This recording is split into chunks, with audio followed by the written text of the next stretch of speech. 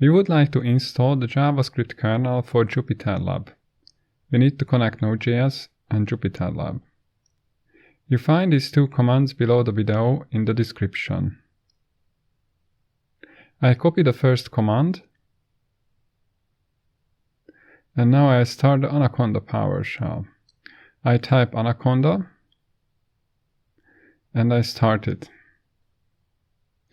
In the PowerShell prompt, with right click, I insert the command npm, that stands for the Node Package Manager. Install is the command. We would like to install the package.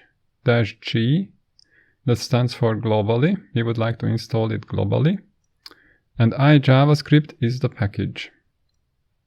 Now I hit enter.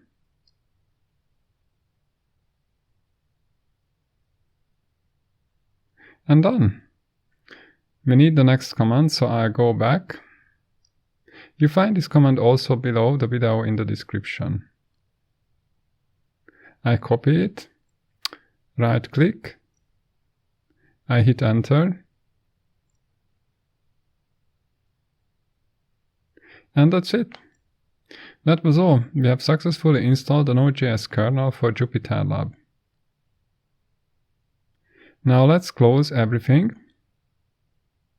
and I will see you in the next video, where I show you how to start and shut down JupyterLab.